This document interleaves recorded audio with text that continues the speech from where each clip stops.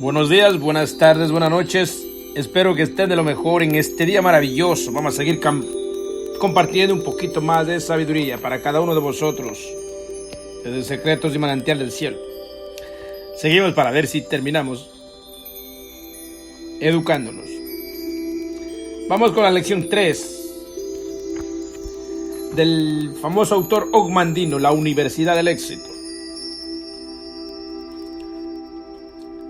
Lección 3. ¿Cómo apreciar todo lo bueno que se tiene?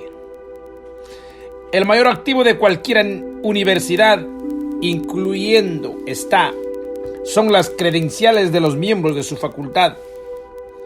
En la lección 1, usted conoció a Joe Cowdert, que ha editado incontables libros de texto en el terreno de la psiquiatría y la medicina, y que posee un talento especial para la presentación de material completo y personal.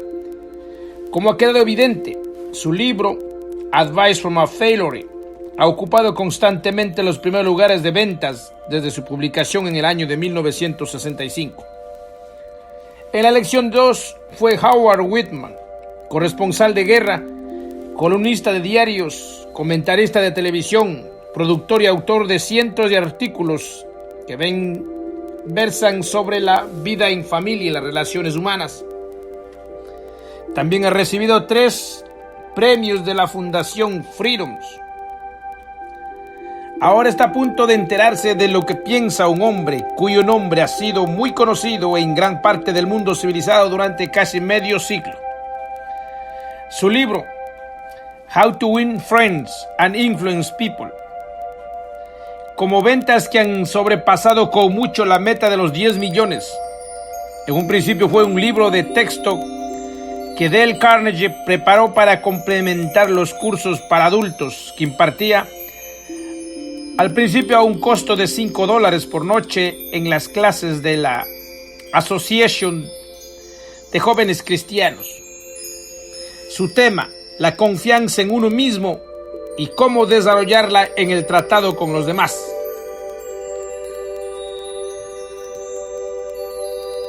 Sin embargo, en la filosofía de Dale Carnegie hay algo más que un simple aprendizaje de cómo influir en los demás para obtener un logro personal.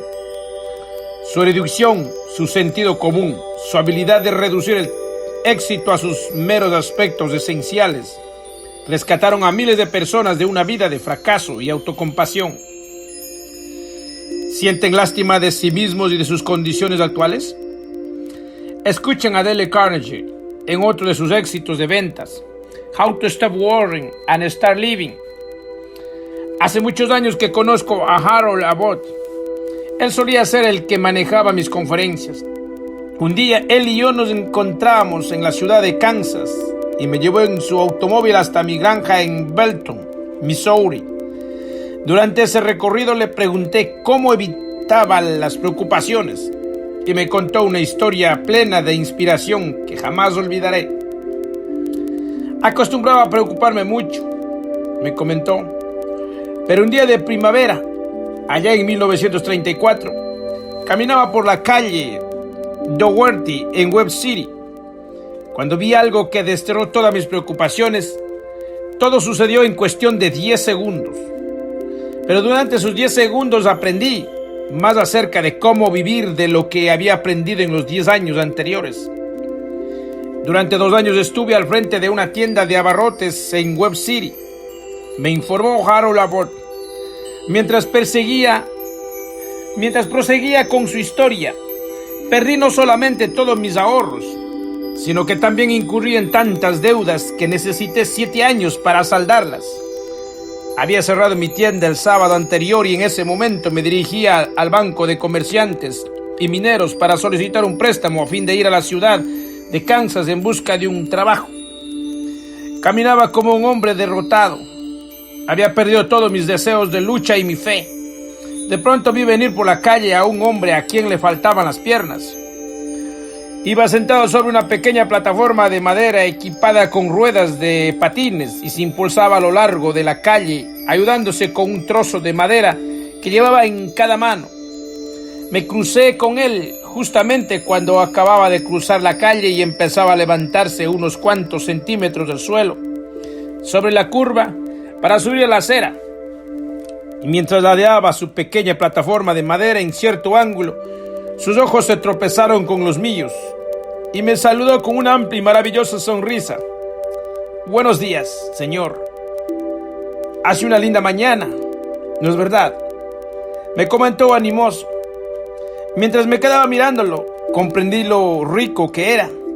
Yo tenía 2 piernas. Podría caminar. Me sentí avergonzado de mi autocompasión. Y me dije a mí mismo, si él puede sentirse feliz y mostrarse animoso y confiado, sin piernas, ciertamente yo puedo hacerlo con mis piernas. Empezaba a sentir que mi pecho se levantaba. Pretendía solicitar en el banco de comerciantes y mineros únicamente $100, pero ahora tuve el ánimo de pedir 200. Tenía intenciones de decirles que quería dirigirme a la ciudad de Kansas para tratar de encontrar un trabajo, pero ahora les anuncié confiado que iba a la ciudad de Kansas para obtener un trabajo. Logré que me concedieran el préstamo y obtuve el trabajo. Ahora en el espejo de mi baño he pegado las siguientes palabras y acostumbro leerlas cada mañana mientras me rasuro. Me sentía triste porque no tenía zapatos, hasta que en la calle me encontré con un hombre que no tenía pies.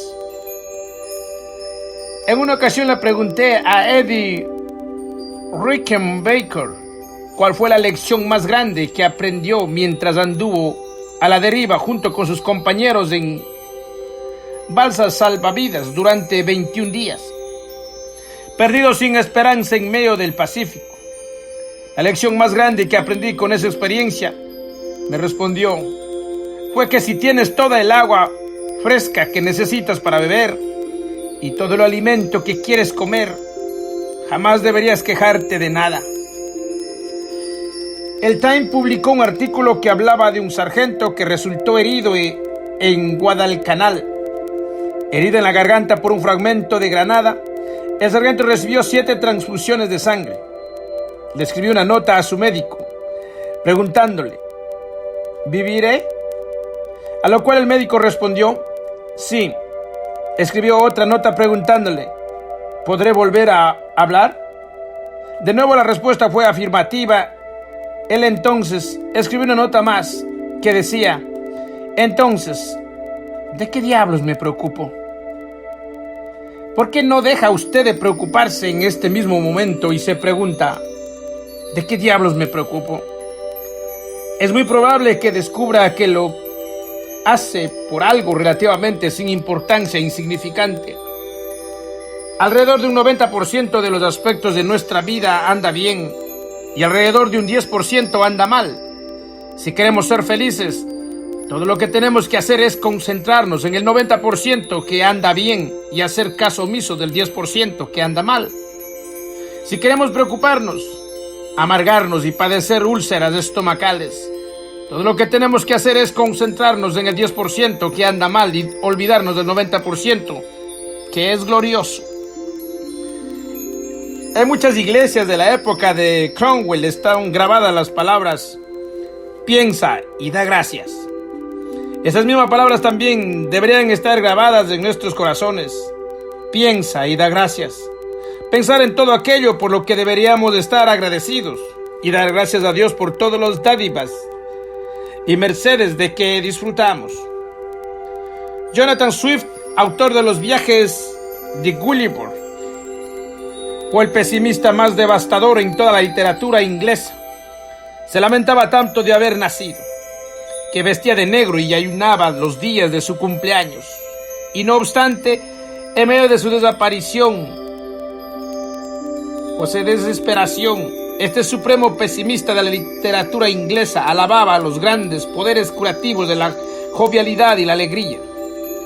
Los mejores médicos del mundo, declaraba, son el doctor Dieta, el doctor Tranquilidad y el doctor Alegría. Usted y yo podemos disfrutar de los servicios gratuitos del doctor Alegría cada hora del día si mantenemos nuestra atención fija en todas las increíbles fuerzas que poseemos riquezas que sobrepasan con mucho a los fabulosos tesoros de Alibaba. ¿Vendería usted sus ojos por $1.000 millones? ¿Qué aceptaría a cambio de sus 2 piernas? ¿De las manos? ¿Por su sentido del oído? ¿Por sus hijos? ¿Por su familia? Sumen todos sus activos y encontrarán que no venderían lo que tienen por todo el oro amasado por los Rockefellers y los Fords o los Morgan juntos. Pero, ¿acaso apreciamos y valoramos todo esto? Ah, ¿no? Como dijo Schopenhauer, muy rara vez pensamos en lo que tenemos, pero siempre pensamos en aquello en lo que carecemos. Si esta tendencia a pensar muy rara vez en lo que poseemos y siempre en aquello de lo que carecemos es la mayor tragedia sobre la faz de la tierra, y es muy probable que haya causado mayores sufrimientos que todas las guerras y enfermedades en la historia de la humanidad, fue lo que hizo John Palmer se convirtiera de un tipo simpático en gruñón y casi destruyó su hogar. Lo sé porque él mismo me lo contó. Poco tiempo después de que me dieron de alta en el ejército, manifestó, empecé a tratar de levantar mi propio negocio. Trabajé arduamente día y noche. Las cosas iban bastante bien, pero luego empezaron los problemas. No podía conseguir refacciones ni materiales. Y temía que me vería obligado a cerrar mi negocio. Me preocupaba tanto que después de ser un tipo alegre, me convertí en un gruñón. Me volví tan amargado e irascible que bueno, entonces ni siquiera me enteré de ello. Pero ahora comprendo que estuve muy cerca de perder mi hogar antaño, tan feliz.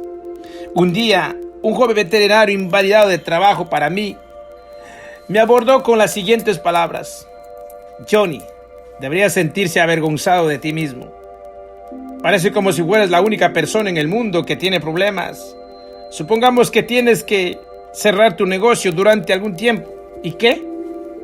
Podrás volver a empezar cuando las cosas vuelvan a la normalidad. Tienes muchas cosas que estar agradecido y sin embargo siempre estás refunfuñando.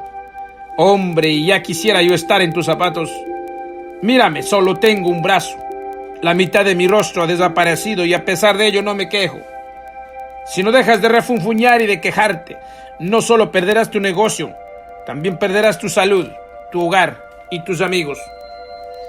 Esas observaciones que pararon en seco en la senda que seguía, me hicieron comprender todo lo bueno que tenía y allí mismo, en ese preciso momento, decidí que cambiaría y volvería a ser como antes, y así lo hice. Una amiga mía, Lucy Blake, tuvo que encontrarse al borde de la tragedia antes de aprender a ser feliz con lo que tenía, en vez de preocuparse por lo que carecía. Conocí a Lucille hace años, cuando ambos estudiábamos redacción de cuentos cortos en la Escuela de Periodismo de la Universidad de Columbia. Hace 9 años recibió el susto de su vida. En aquel entonces residía en Tucson, Arizona. Vivía bueno. He aquí la historia tal y como ella misma me la contó. Vivía en medio de un torbellino. Tomaba clases de órgano en la Universidad de Arizona. Estaba al frente de una clínica del habla en la ciudad y daba clases de apreciación musical en el rancho Desert Willow, en donde me hospedaba. Asistía a fiestas, a bailes y daba paseos a caballo bajo las estrellas. Una mañana me derrumbé. El corazón tendría que guardar cama todo un año en completo reposo, me indicó el médico. Ni siquiera me alentó a creer que algún día recuperara mis fuerzas. En cama todo un año, ser una inválida, quizás morir. Me sentí invadida por un gran terror. ¿Por qué tenía que sucederme esto a mí? ¿Qué había hecho para merecerlo? Lloré y me lamenté. Me sentí amargada y llena de rebeldía, pero guardé cama, tal como me lo ordenó el médico. El señor Rudolph, un artista que era mi vecino, me comentó: ahora piensa que es una tragedia pasar todo un año en cama, pero no será así. Tendrá tiempo para pensar y familiarizarse consigo misma. Logrará una mayor madurez espiritual en los siguientes meses de la que ha alcanzado en toda su vida anterior. Empecé a tranquilizarme, tratando de desarrollar un nuevo sentido de mis valores. Leí algunos libros inspiradores. Un día escuché a un comentarista de la radio que decía: solo puede expresar lo que hay en el interior de su propio estado consciente. Muchas veces antes escuché palabras como esas, pero ahora llegaron a lo más profundo de mí misma y echaron raíces en mi interior. Me resolví a pensar únicamente en aquellos pensamientos según los cuales quería vivir, pensamientos de alegría, felicidad y salud. Cada mañana, tan pronto como despertaba, me obligaba a repasar mentalmente todas las cosas por las cuales debía sentirme agradecida. No experimentaba ningún dolor. Tenía una hija joven y encantadora, el sentido de la vista, el sentido del oído, una música maravillosa en la radio y tiempo para leer, buena comida, buenos amigos. Me sentía tan animada y recibía tantas visitas que el médico colocó un letrero que decía que solamente se permitiría un visitante a la vez en mi cabaña, y eso solo a ciertas horas.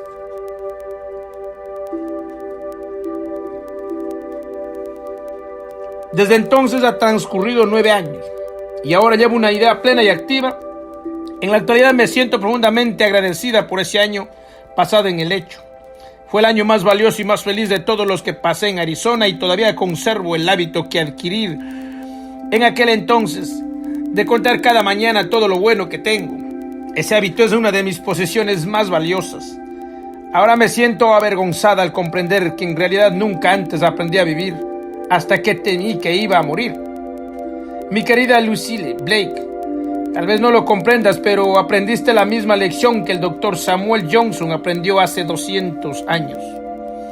El hábito de mirar el mejor lado de todas las cosas, declaraba el Dr. Johnson, vale más que $1,000,000 al año. Y tengan presente, estas palabras fueron pronunciadas no por un optimista profesional, sino por un hombre que durante 20 años supo lo que eran la ansiedad, los harapos y el hambre, hasta que finalmente se convirtió en uno de los escritores más eminentes de su generación y en el conservador más famoso de todos los tiempos.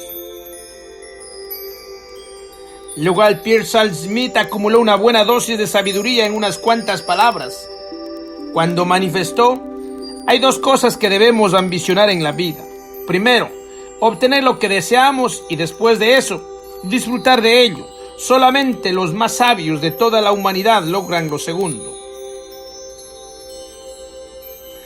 ¿Les gustaría saber cómo convertir en una experiencia emocionante incluso el prosaico lavado de trastes en el fregadero de la cocina? Si es así, les recomiendo que lean un libro lleno de inspiración e increíble valor, escrito por Virgil Douglas. Se titula I Wanted to See It. Este libro fue escrito por una mujer que durante medio siglo estuvo prácticamente ciega. Solo tenía un ojo, escribe, y estaba tan cubierto por gruesas cicatrices que solo podía ver a través de una pequeña abertura en la parte izquierda de ese ojo. Podía ver un libro únicamente si lo sostenía muy cerca de mi rostro y forzando mi único ojo hacia la izquierda hasta donde me era posible. Pero se rehusaba a que lo compadeciera.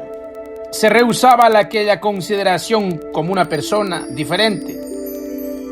Cuando niña quería jugar a la rayuela con los demás niños, pero no podía ver las marcas, de manera que cuando todos se iban a casa, ella se tiraba al suelo y se arrastraba con el ojo muy cerca de las marcas.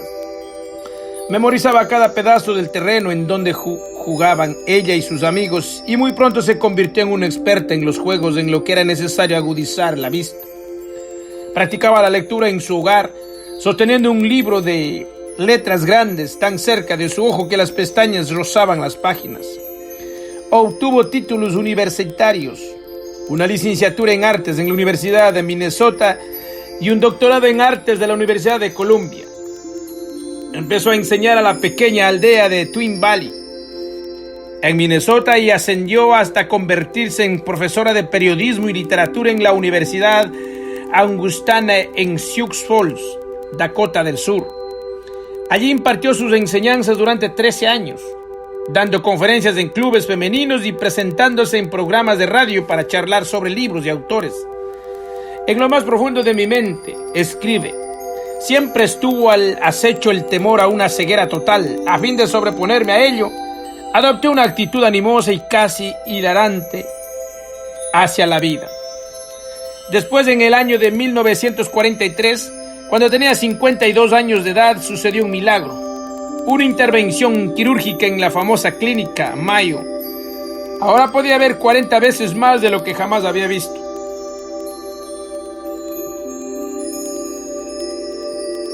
Ante ella se abrió un emocionante mundo nuevo, pleno de bellezas. Ahora incluso encontraba emocionante lavar los platos en el fregadero de la cocina. Empieza a jugar con la blanca espuma esponjosa. Escribe: hundo mis manos en ella y formo una pequeña bola de burbujas de jabón. La sostengo contra la luz y en cada burbuja puedo ver los brillantes colores de un arcoíris en miniatura. Mientras dirigía la mirada a través de la ventana de la cocina, arriba del fregadero, veía revoltear las oscuras de alas de gorriones que volcaban a través de la densa nieve que caía. Encontraba tal éxtasis contemplando las burbujas de jabón y los gorriones que cerró su libro con estas palabras: mi amado Señor, susurró, Padre nuestro, que estás en el cielo, te doy gracias, te doy gracias. Imagínese dar gracias a Dios porque puede lavar los platos y contemplar arcoíris en las burbujas de jabón y a los gorriones volando entre la nieve. Usted y yo deberíamos sentirnos avergonzados de nosotros mismos. Todos los días de nuestros años hemos vivido en un mundo mágico pleno de belleza, pero hemos estado demasiado ciegos para verlo, demasiado saciados para disfrutarlo. Si quieren dejar de preocuparse y empezar a vivir, piensen en todo lo bueno que tiene, no en sus problemas. La lección 4.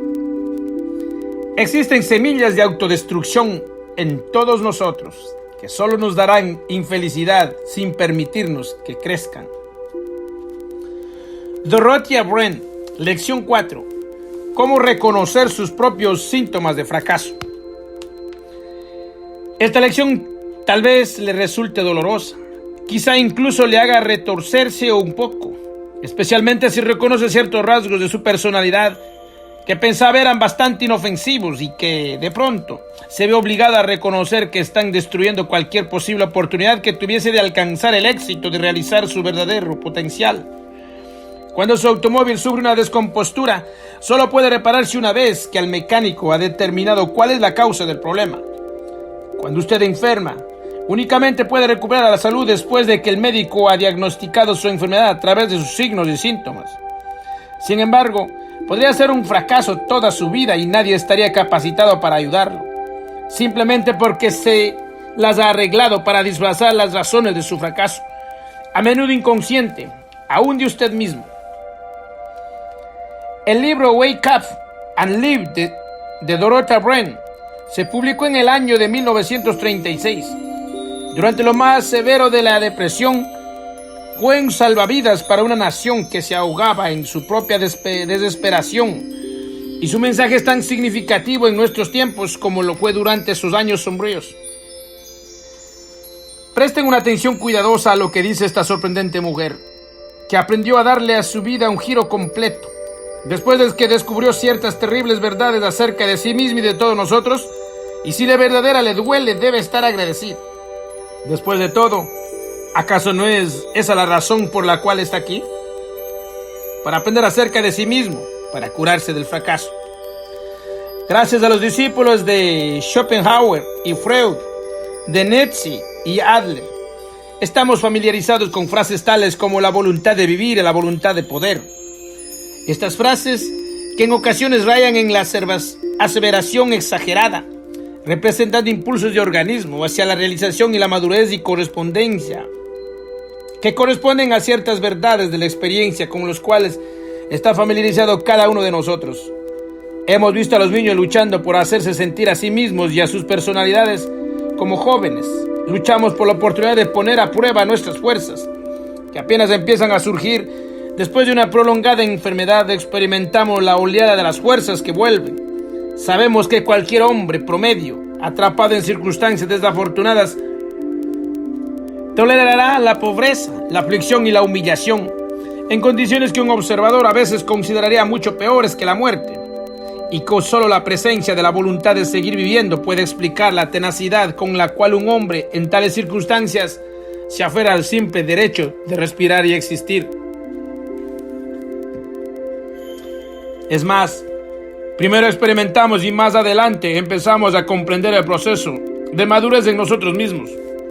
El individuo emerge de la infancia a la adolescencia, de la adolescencia a la madurez, y en cada una de esas crisis encontramos que las actividades e intereses del periodo anterior se ven reemplazadas por las del nuevo, que la naturaleza prepara el organismo para su nuevo papel en el mundo, que en realidad nos reconcilia con las nuevas exigencias que nos impone, mostrándonos placeres y recompensas en el futuro estado, las cuales ocuparán el lugar de que acabamos de abandonar. Pero la idea de otra voluntad, de una voluntad equilibradora, la voluntad de fracasar, la voluntad de morir, no es algo que pueda aceptarse tan fácilmente. Durante algún tiempo, uno de los dogmas del psicoanálisis fue, por ejemplo, que ningún individuo podía en realidad abarcar imaginativamente la idea de que podría dejar de ser. Incluso se afirmaba que los sueños de muerte y las amenazas de suicidio de pacientes con profunda morbosidad se basaban exclusivamente en ideas de venganza. La explicación era que el paciente se contemplaba a sí mismo como si viviera, invisible, pero capaz de ver el remordimiento y el arrepentimiento ocasionados por su muerte en aquellas personas de quienes pensaban que recibía un trato injusto. Ciertamente Freud, al analizar a pacientes con neurosis de guerra después de la Primera Guerra Mundial, publicó una monografía en la cual declaraba que ocasionalmente se había tropezado con indicios que señalaban un sincero deseo de morir. Esa monografía está llena de algunas de las mejores especulaciones y sugerencias de Freud. Pero en lo que se refiere a la aparición en las psicologías populares de la idea de que lógicamente podía existir en nuestras vidas una corriente de muerte a lo largo de nuestras vidas, es como si dicha tesis jamás se hubiese sugerido. Y no obstante, la muerte es un hecho de la experiencia, como lo son el nacimiento y el crecimiento. Y si la naturaleza nos prepara para cada nueva fase de la vida, cerrando, clausurando los viejos deseos y abriendo nuevos panoramas, no parecería demasiado difícil pensar que constantemente nos reconciliáramos lenta y suavemente con nuestro futuro renunciamiento a todo lo que apreciamos y valoramos como criaturas vivientes. Y la renuncia a la lucha, el abandono del esfuerzo, del desprendimiento del deseo y la ambición serían movimientos normales en un organismo que lentamente está siendo alejado de su preocupación por la vida. Esta es la razón por la cual tenemos derecho a considerar la voluntad de fracasar como una realidad. Ahora bien, si la inercia, la pusilanimidad, la actividad sustituta, el esfuerzo fácil, la inamovilidad y la resignación se encontraran solo al final de la vida o cuando nos sentimos desgastados por la enfermedad o la fatiga, si jamás nos obstaculizaran cuando deberíamos seguir el flujo pleno de nuestras fuerzas vitales, no habría razón alguna para combatir esta voluntad de fracasar como si fuese, y ciertamente lo es, el archienemigo de todo lo que hay de bueno y efectivo en nuestro interior. Pero cuando hace su aparición durante la juventud o la plena madurez, es tan sintomático de que algo anda mal, profunda e internamente mal en nuestra vida, como una intempestiva y soñolencia es sintomática de una mala salud corporal común y corriente. Y si fácilmente se le conociera como el villano de negro corazón, que es en realidad cuando se presenta fuera de su debido tiempo, sería muy fácil de combatir. Pero casi siempre nos encontramos totalmente entre sus garras antes de que hagamos pocos más que sospechar, en forma extraña y vaga, que no todo nuestro organismo es como debería ser. Estamos tan acostumbrados a hablar de fracasos, frustración, timidez, como si fuesen aspectos negativos, que cuando se nos insta a combatir los síntomas del fracaso es como si nos invitaran a luchar contra molinos de viento. Durante la juventud, muy rara vez reconocemos los síntomas de nosotros mismos. Explicamos nuestra renuncia como la timidez natural del aprendizaje. Pero la renuncia continúa, los años transcurren y despertamos consternados al encontrarnos con que lo que otra fue un encantador apocamiento juvenil ahora se ha convertido en algo bastante diferente, enfermizo y repelante. O bien encontramos una situación doméstica conveniente que soporta el peso de disculparnos por no habernos dedicado jamás a trabajar con ahínco. No podíamos dejar esto o aquel pariente solo indefenso. Después, cuando la familia crece, se dispersa y si nos quedamos solos, Nos quitan de pronto y sin remordimiento alguno la actividad sustituta en la cual estuvimos tan ocupados y nos sentimos enfermos y aterrorizados ante la idea de volver a emprender los planes hace largo tiempo abandonados. O bien, tenemos la mejor de todas las razones para no desempeñarnos o tan bien como podríamos. La mayoría de nosotros se encuentra en la necesidad de elegir entre el trabajo y la inanición y el empleo que pudimos encontrar cuando era imperativo empezar a ganar dinero.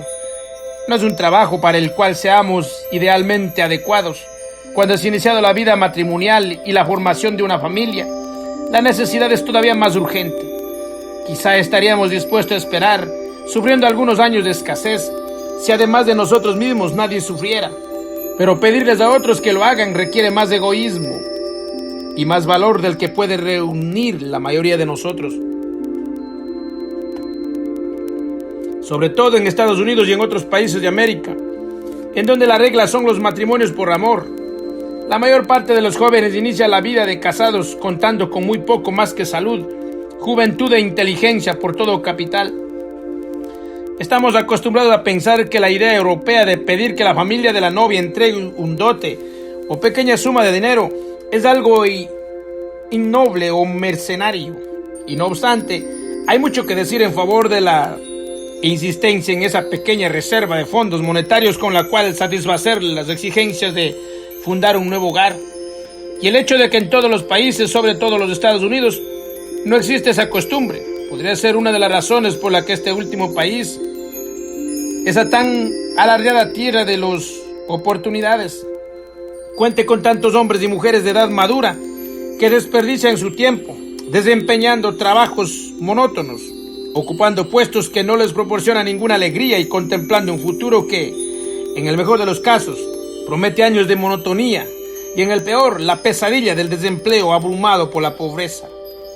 Esa necesidad de aceptar el primer trabajo que podemos encontrar hasta para explicar por qué tan pocos nos las arreglamos para lograr que fructifiquen nuestros planes. A menudo en un principio tenemos la firme intención de no perder de vista nuestra verdadera meta, a pesar del hecho de que tenemos que ganarnos la vida y desempeñando un trabajo de todas luces incompatible con nuestras capacidades.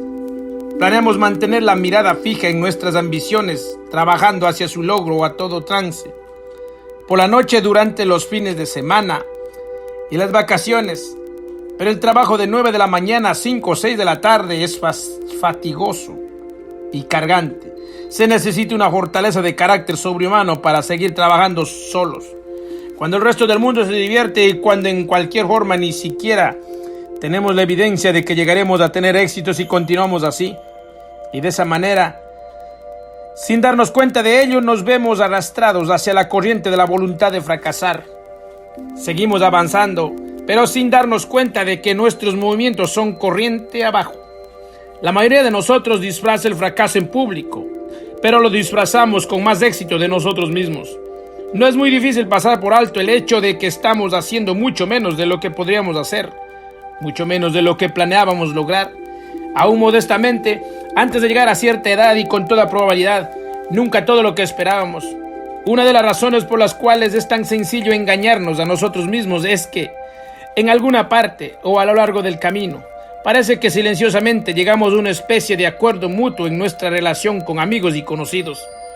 No me menciones mi fracaso, suplicamos tácitamente, y yo jamás dejaré que salga de mis labios la menor insinuación de que no te desempeñes tan bien como podría esperarse de ti. Este silencio pleno de tacto muy rara vez se quebranta durante la juventud de los primeros años de la edad madura. Hasta entonces, convenimos en que cualquier momento salvaremos el obstáculo. Poco tiempo después, el silencio se abandona. Luego llega una época en la cual no hay riesgo alguno en sonreír con tristeza, reconociendo que las esperanzas que albergábamos al enfrentarnos al mundo eran demasiado elevadas y con excesivo tono rosado. En particular aquellas esperanzas que teníamos respecto a nuestro propio desempeño. Una vez que hemos llegado a los 50 años, y a veces un poco antes, por lo común no existe peligro alguno en refunfuñar un poco, en un tono apaciguador y semi-humorístico. Después de todo, muy pocos de nuestros contemporáneos se encuentran en posición de inquirir: ¿por qué no puedes empezar ahora? Y sin embargo, algunas de las obras más grandiosas en todo el mundo, muchas de las obras maestras e irreemplazables del mundo, fueron realizadas por hombres y mujeres que ya habían pasado con mucho lo que una forma demasiado superficial consideramos como la plenitud de la vida.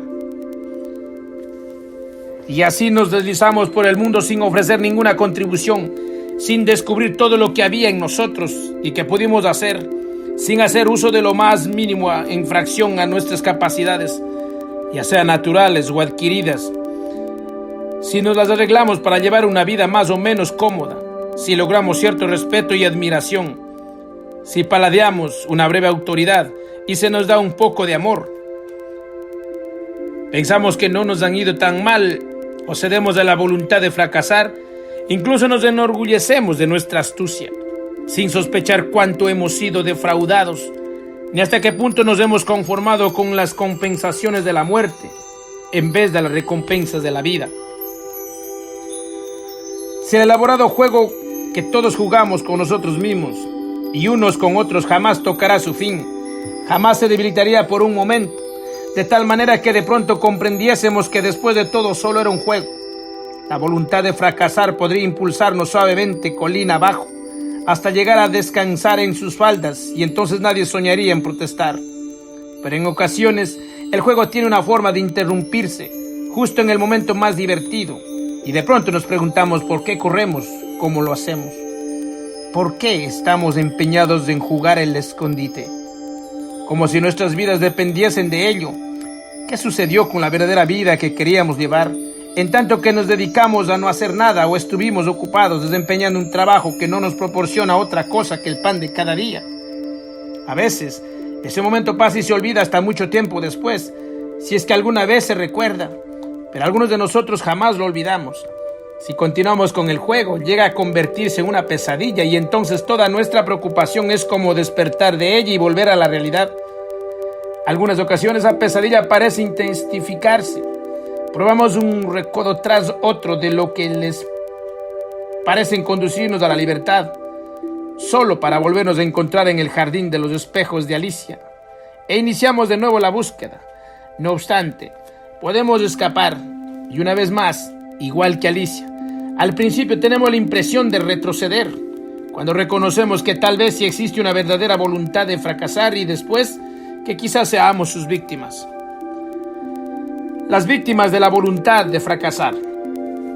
Si la voluntad de fracasar anunciara su presencia con síntomas tan uniformes e inconfundibles como los que nos señalan un sarampión o un severo resfriado, probablemente hace largo tiempo se habría erradicado o se habría ideado una técnica para combatirla.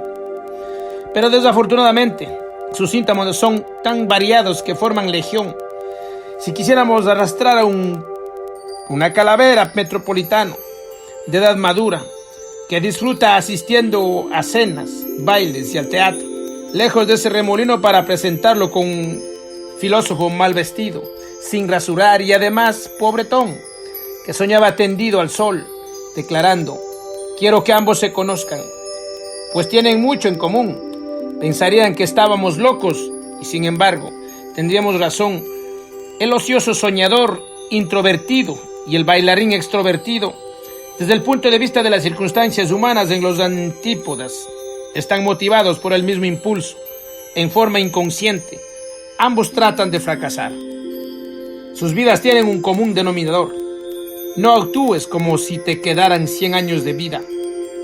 Se advertía Marco Aurelio, y asimismo en sus máximas: todos aquellos que caen en las garras de la voluntad de fracasar actúan como si les quedaran por delante 1000 años de vida, ya sea que se dediquen a soñar o a bailar.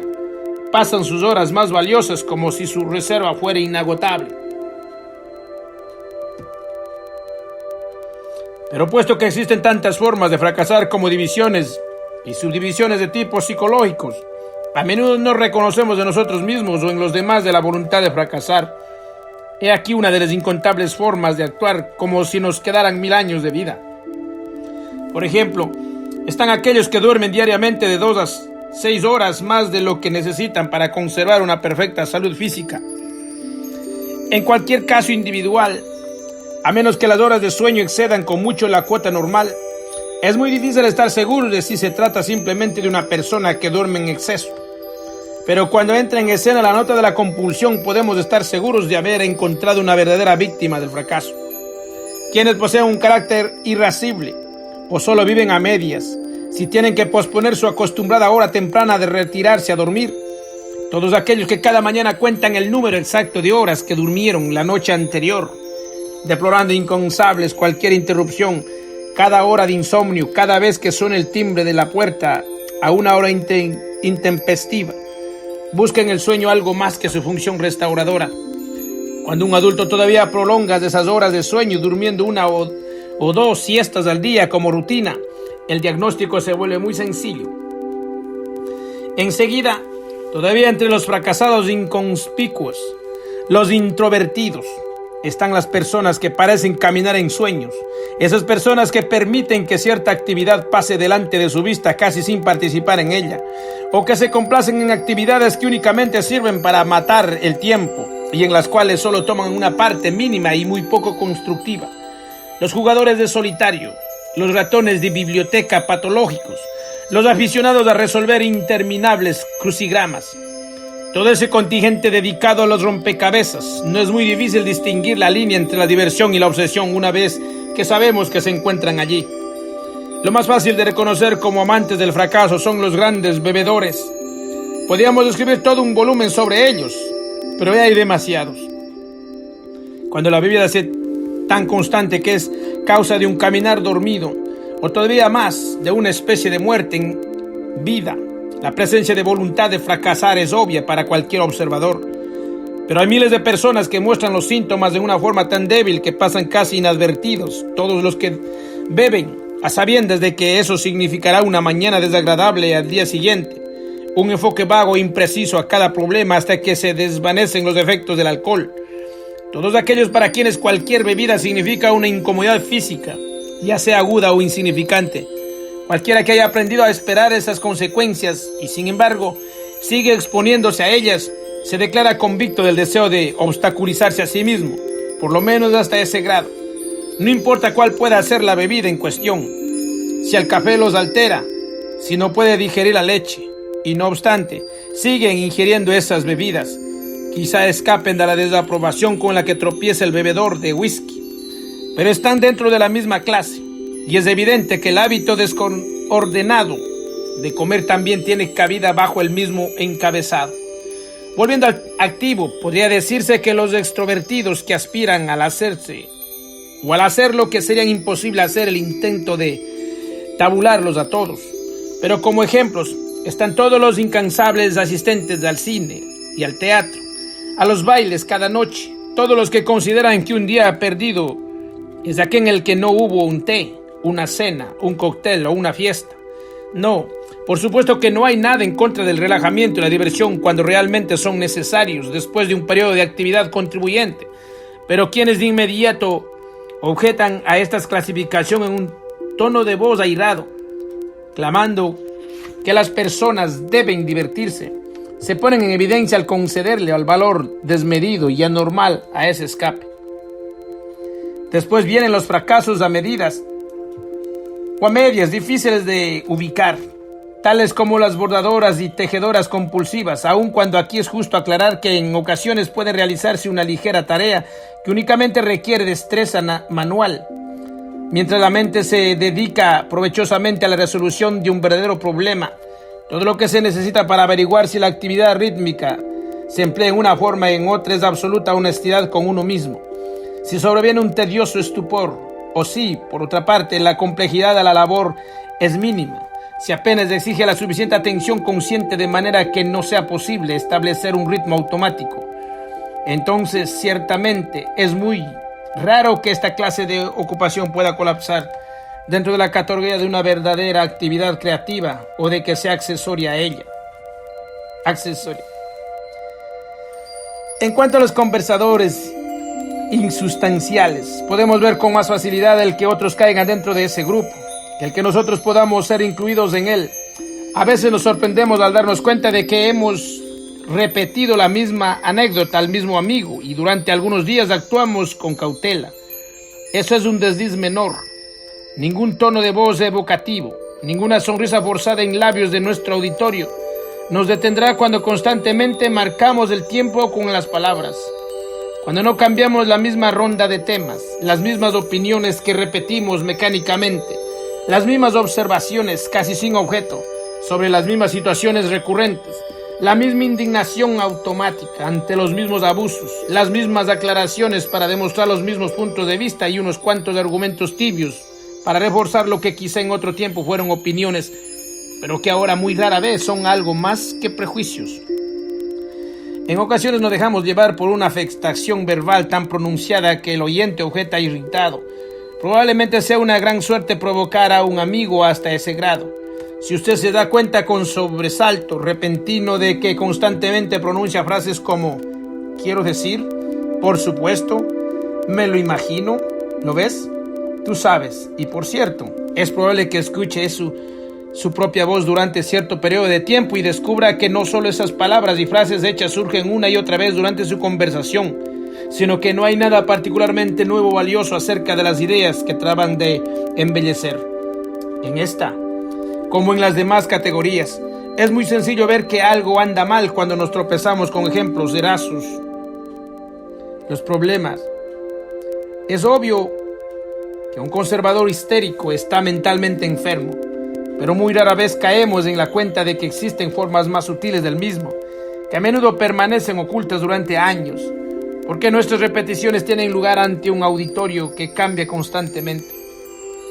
Aún hay otras formas más oscuras e imperceptibles de convertirnos en víctimas de la voluntad de fracasar, formas de las cuales introvertidos y extrovertidos son igualmente susceptibles.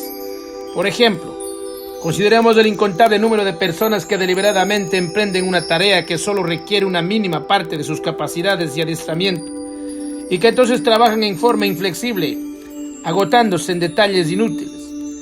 Entre ellos están los que se dedican enteramente a tomar cursos de posgrado, presentándose un año tras otro en la universidad como el holandés volador. Están los hijos e hijas, madres y esposas abnegadas. Por alguna razón, los padres muy rara vez caen dentro de esta categoría. Aun cuando puede haber un esposo ocasional que dedican su vida a la vida de otros adultos, pero cuyos ofrecimientos, puesto que jamás han desarrollado verdaderamente lo que había de más valiosos en sí mismos, no añade ninguna riqueza, sino únicamente una comodidad sin importancia en la vida de los objetos de su altruismo. Están aquellos que emprenden una tarea a sabiendas de que están más allá de sus fuerzas, o se dedican a un ostentoso problema de investigación. Por ejemplo, hay un hombre en Nueva York que desde su segundo año en la universidad se ha dedicado a recopilar datos biográficos acerca de un desconocido estadista italiano. Este pseudo biógrafo en la actualidad anda muy cerca de los 50 años de edad y ni siquiera ha escrito una sola palabra definitiva sobre esa vida. Quizá la clasificación más extensa de aquellos cuya meta es el fracaso sea la personalidad de fascinador universal. Cuando se encuentra en presencia de una mayor fascinación de la que exige la situación, seguro estará en lo cierto al decirse a sí mismo: un fracasado. No se trata de una diatriba en contra de una bondad genuina, ni contra la amistad con la verdadera dulzura de carácter.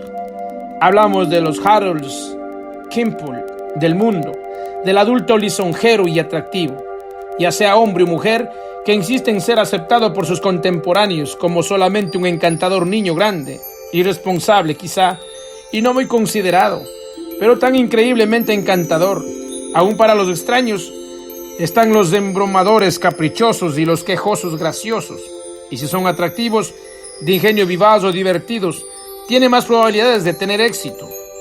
Al despertar una indulgencia momentánea, una ternura tolerante, solo al recapacitar a comprendernos que no existió ninguna razón válida para la emoción del momento. Un adulto sano no tiene necesidad de la ternura o la indulgencia de todos los conocidos casuales, excepto en el caso de una conciencia culpable. Nadie soñaría jamás en representar una farsa para obtener esa clase de reacción. Estas víctimas padecen una gran necesidad de trabajar en el cultivo del encanto, iguales que los convictos trabajan picando piedra. Deben mostrarse cada vez más encantadores para compensar sus atractivos menguantes, o de lo contrario, enfrentarse a la verdad, reconociendo que no se han eximido de sus responsabilidades de una forma adecuada, mientras su insuficiencia jamás se vea, excepto cuando se refleja en los ojos indulgentes de los demás, pueden seguir adelante sin reconocer el hecho de que están fracasando. Y así siguen, abriéndose paso en la vida a base de engaños, a menos de que por buena suerte lleguen a comprender quién es en realidad el que más sufre cuando ejercitan su encanto. De manera que hay todas estas formas, y muchas más, de llenar nuestro tiempo en una actividad aparentemente sin propósito alguno o con una rutina con un falso propósito, y todo ello es el resultado de someterse a la voluntad de fracasar. Porque recuerden, estas actividades únicamente tienen la apariencia de carecer de propósito. En todos y cada uno de los casos hay una profunda intención que puede manifestarse de incontables formas. Podríamos decir que la intención más obvia es seducir al mundo con objetos que crea que vivimos de acuerdo con nuestras plenas capacidades. Esto es particularmente cierto en aquellos casos en los que la vida externa está llena de mil y una pequeñeces, o de una gran labor monótona desempeñada en forma concienzuda. Ciertamente, nadie puede exigirnos que hagamos más de lo que hacemos. ¿Acaso no es obvio que estamos tan ocupados que no disponemos ya de un solo minuto, ni de un grano de fuerza para hacer algo más? ¿Acaso no estamos obligados a desempeñar a fondo la tarea más monótona, insignificante y poco satisfactoria? Esas son preguntas a las cuales solo el individuo puede responder honestamente para sí mismo, por lo general durante las horas de insomnio o de convalecencia, cuando la mente, que por lo común está tan absorta en asuntos triviales, encuentra tiempo para detenerse a reflexionar. A la larga, poco importa la forma astuta que empleamos para engañar a los demás, si no estamos haciendo aquello para lo que estamos mejor dotados, o si no hacemos bien la tarea emprendida como nuestra contribución personal a la labor del mundo, al menos en forma de una ocupación menor a lo que nos dedicamos con ahínco, habría en nuestras vidas todo un núcleo de infelicidad que cada vez será más y más difícil no percibir a medida que transcurran los años. Quienes malgastan su tiempo, los que lo pierden jugando y los que trabajan esclavizados, tratan principalmente de engañarse a sí mismos, de llenar cada rincón y grieta de sus horas de vigilia de tal manera que no quede sitio alguno por donde pueda deslizarse la sospecha de futilidad. Durante la noche, por supuesto, aún están dedicados arduamente a ese juego, o están demasiado agotados para detenerse a considerar las realidades, y sin embargo, tales víctimas ofrecen un terrible espectáculo. Una vez que se les ve claramente como unos miserables dementes, amontonando una absurda acumulación de basura, de efectos diversos, de sensaciones, experiencias, manías y entusiasmos y emociones sintéticas, en el inestimable cofrecillo de su única vida irreemplazable. Cualquiera que sea el propósito ostensible, está claro que en todos estos casos existe un motivo, la intención, a menudo inconsciente, de colmar a tal grado la vida con actividades secundarias o sustitutas, que no puede tiempo para realizar la mejor labor de que somos capaces. En breve, la intención es fracasar. Bueno, amados hermanos, que el Eterno lo bendiga grandemente. Seguimos compartiendo más sabiduría de muchos autores en el canal Mis Secretos y Manantial del Cielo, que es la Universidad del Éxito para cada uno de vosotros. Pues cada uno de vosotros tenemos un libre albedrío. Estamos para opinar, aprender y seguir haciendo la diferencia. Que el Eterno lo bendiga grandemente. Bye bye.